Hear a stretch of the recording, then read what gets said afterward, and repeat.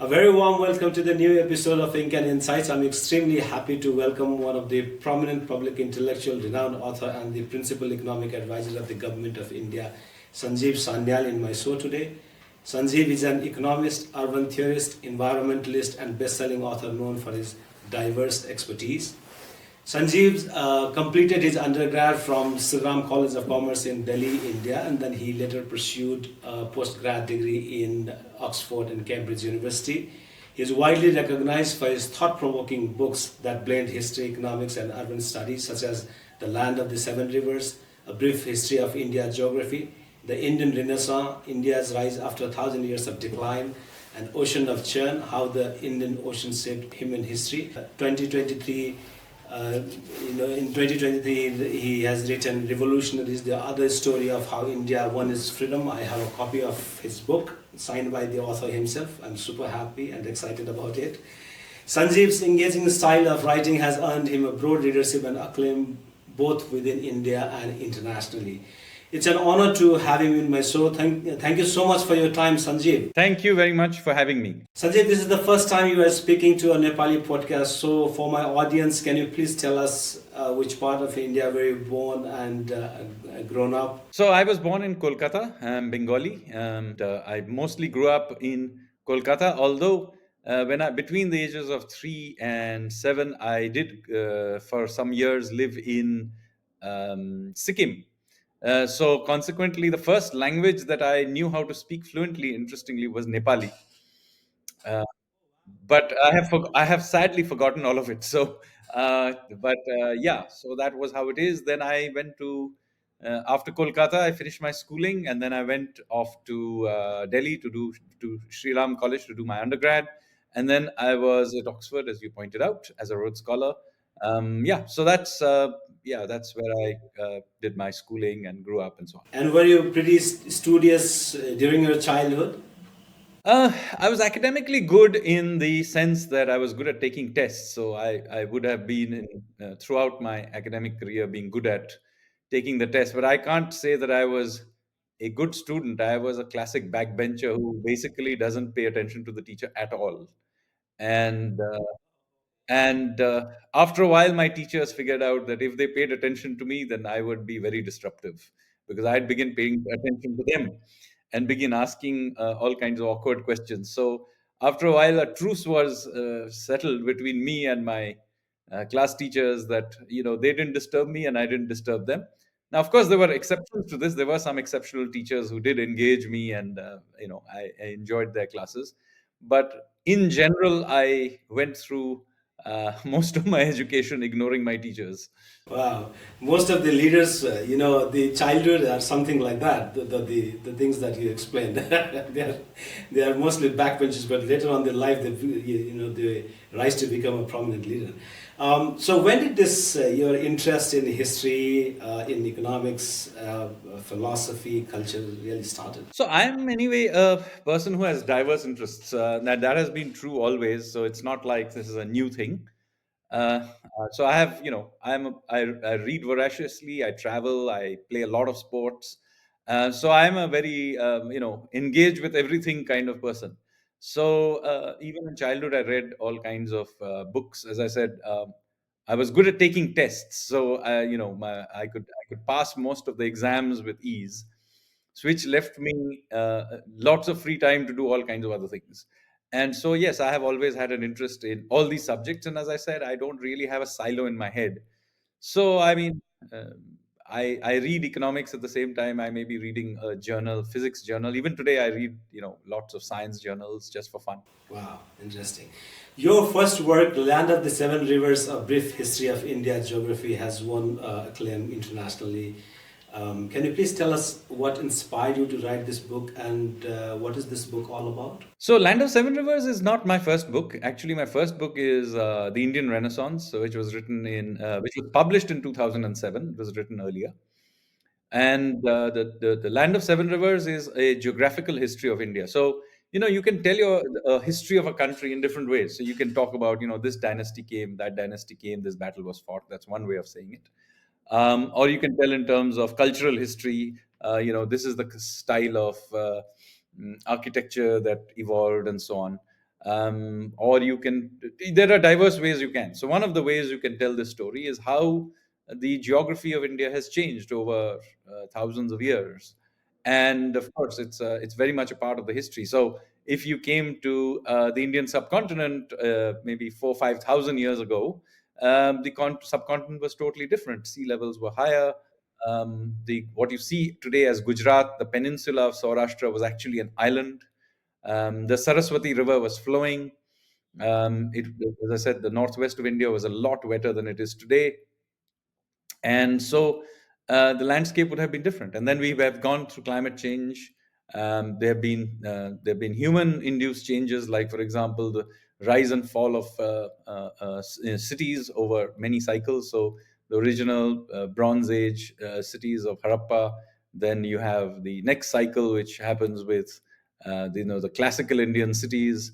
Then after the destruction of many of these cities, the rise of the cities of the Turkic Mughal period, and then the next cycle of the colonial period, and now we are going through another round of urbanization with rapid growth happening right now.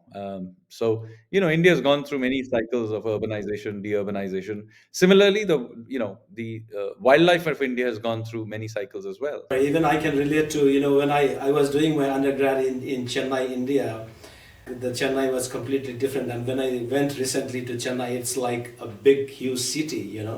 It's completely changed. Yeah, and Chennai isn't even the city with the highest expansion. I mean, if you go to Hyderabad or Bangalore or Delhi NCR, the expansion has been, in fact, much, much faster. So, that kind of expansion that you have seen is incredible. But India has actually gone through these cycles before.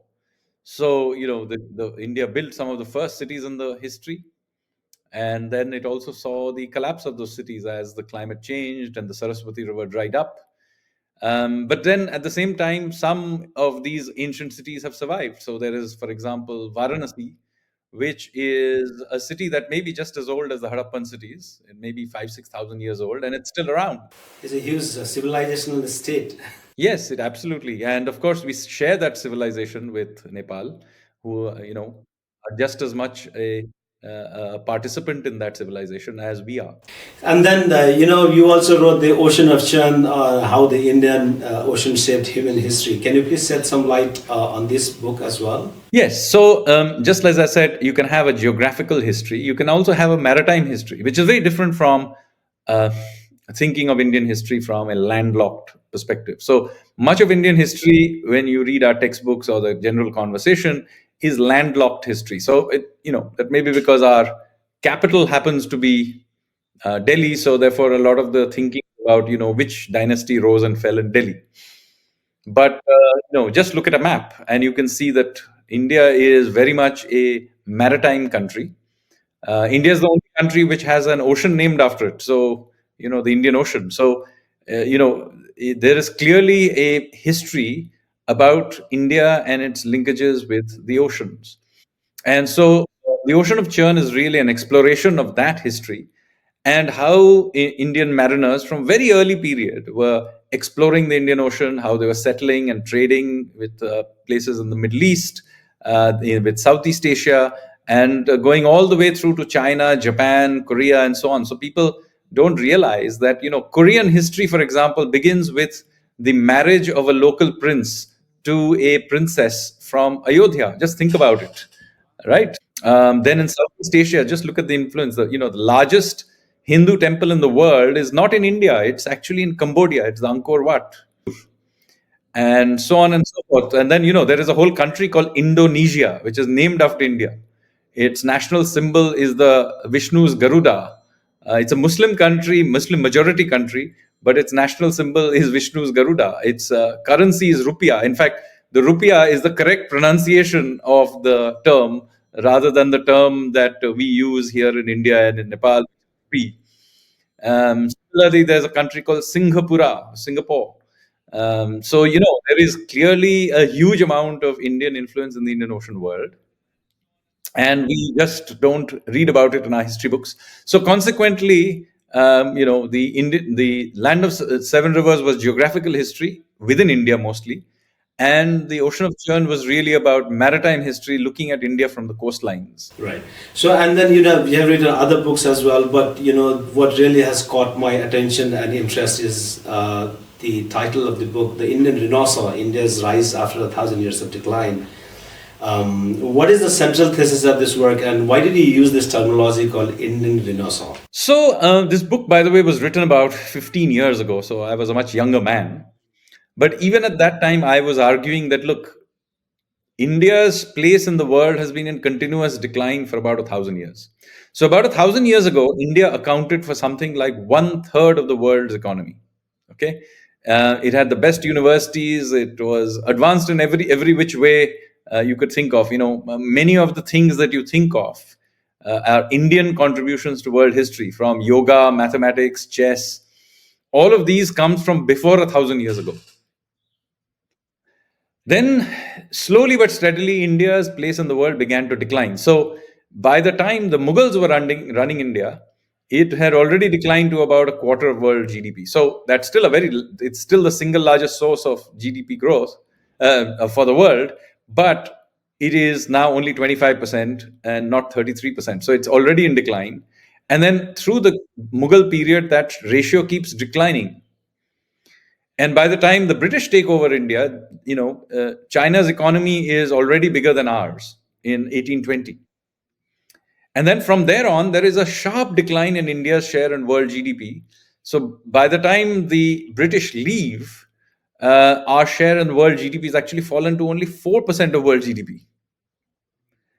And then what happens, unfortunately, is that then we go through this socialist period where we do these really um, unfortunate socialist policies which push back our economic revival by half a century. So, by the time we are doing our economic reforms in the early 1990s and liberalizing the economy, introducing market based policies, we have seen already our share of world GDP decline below 2%. So, what happens since then is that we begin to do reforms. Our economy finally begins to grow, initially at the rate of world growth and then faster than world growth. And of course, we don't do as well as China, but nonetheless, we have been among the major economies, the second highest growing. Not as fast as China, far behind, but nevertheless, for the last 25 odd years, we have grown. And that cumulative growth has meant that we have now reached a point where we are back to where we were in 1947. We are again 4% of GDP growth. But now what is happening is we are growing now on a sustained basis faster than world growth. So 15 years back, before much of this had happened, and it was just about seemed like it may happen, I began to write that, look, there is an opportunity here for India to regain its rightful place in the world order. And this will happen because of many reasons. One is, finally we had done economic reforms. I was arguing then that, by the 2020s, we will be in a place where our demographics will begin to play a positive role. All this while it was a drain, it will suddenly go from being a negative to being a positive, which is happening right now and will be happening for the next 25 years. We will have, that our demographics will be in our favor. And there were many other factors that I had mentioned at that time. So the Renaissance is what? It's a rebirth. Renaissance literally means rebirth. And so what you're seeing is rebirth of India and its place in the world. Now, it's important that you understand that we don't see this merely as the rebuilding of an economy and growing of an economy. We see it as the rebuilding of a civilization. We are, after all, a civilizational nation.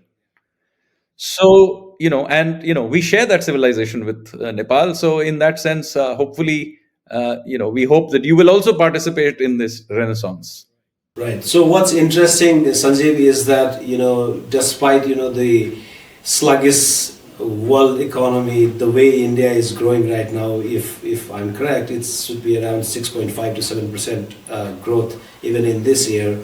What are the reasons behind? I mean, is it because of it started since 1990s, the liberalization of the market, and then you came across? What are the reasons behind it?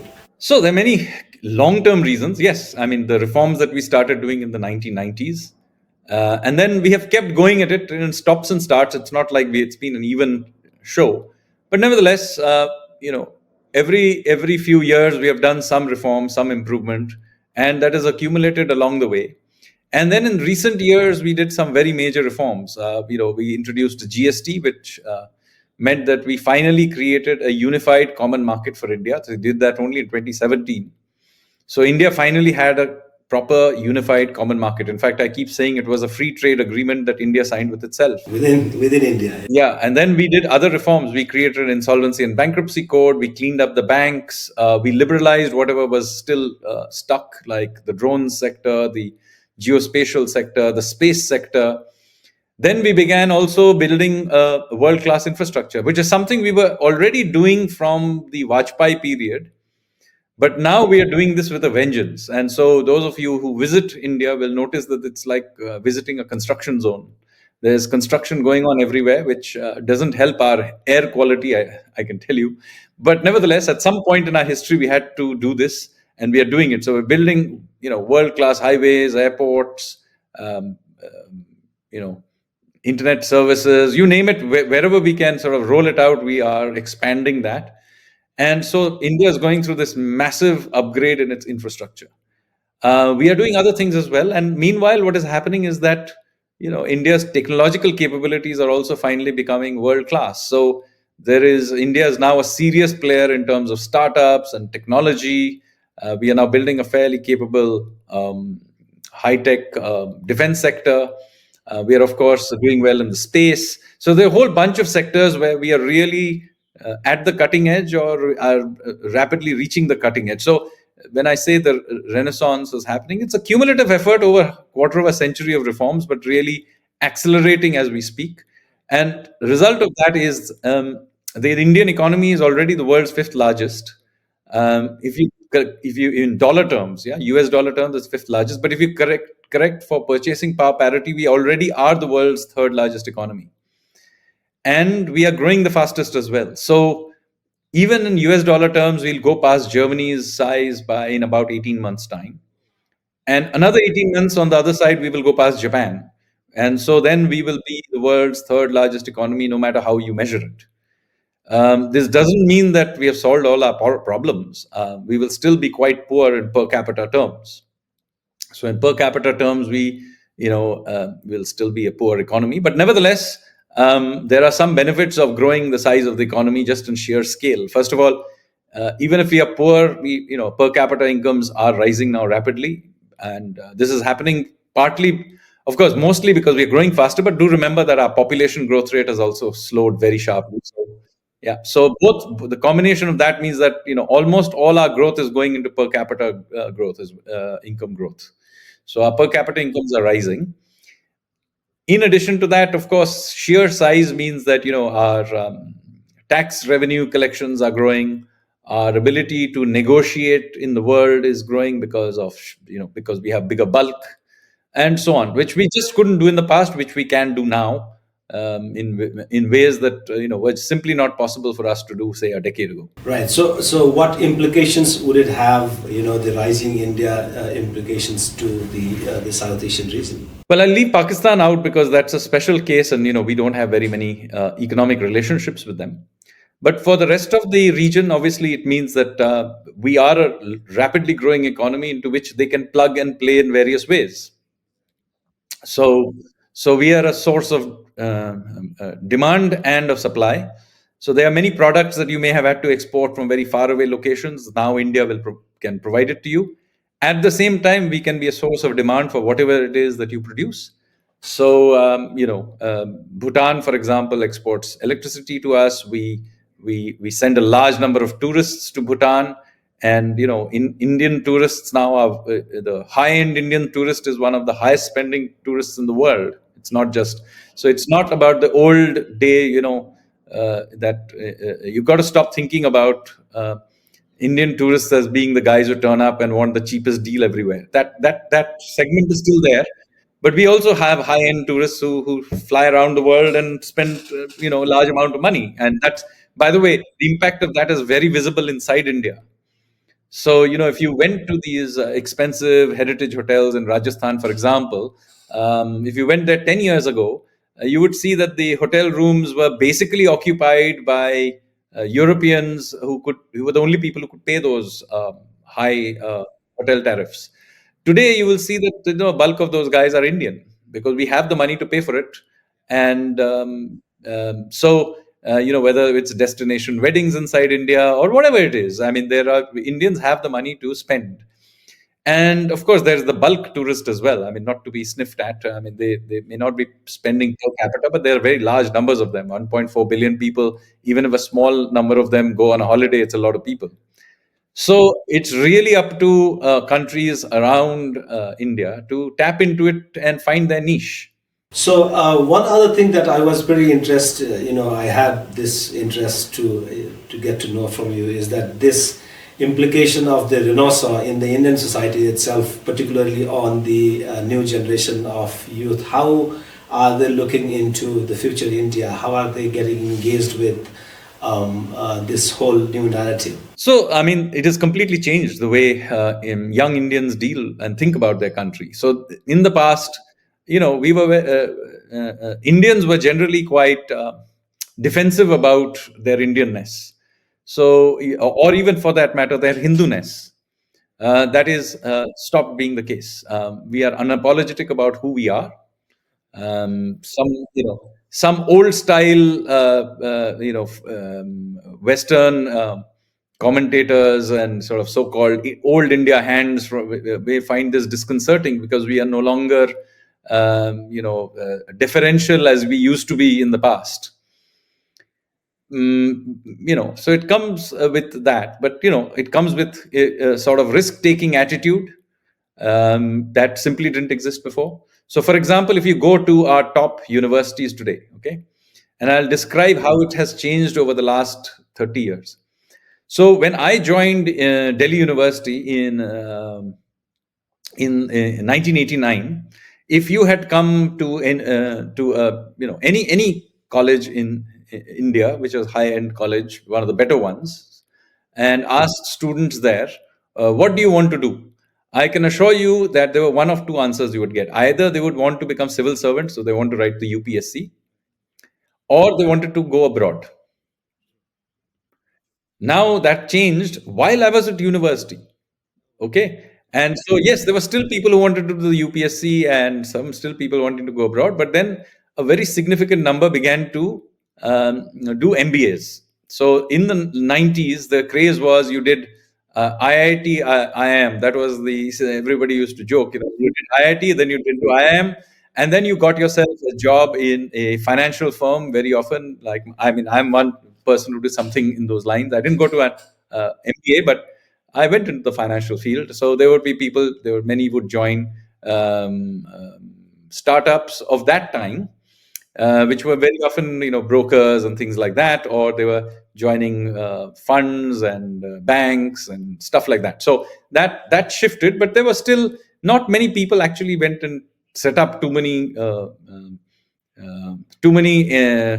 what should I say, startups on their own. They were the odd one who did it the very end of the 1990s, would set up some of these dot-com companies and so on. But by and large, there were a few, but it was something new. Now, if you went to an Indian university and you ask around, you'll find relatively few people want to do the UPSC exam. There are still some who do that, but they are a small minority. And similarly, there are people who want to join the corporate sector and so on, like my generation did.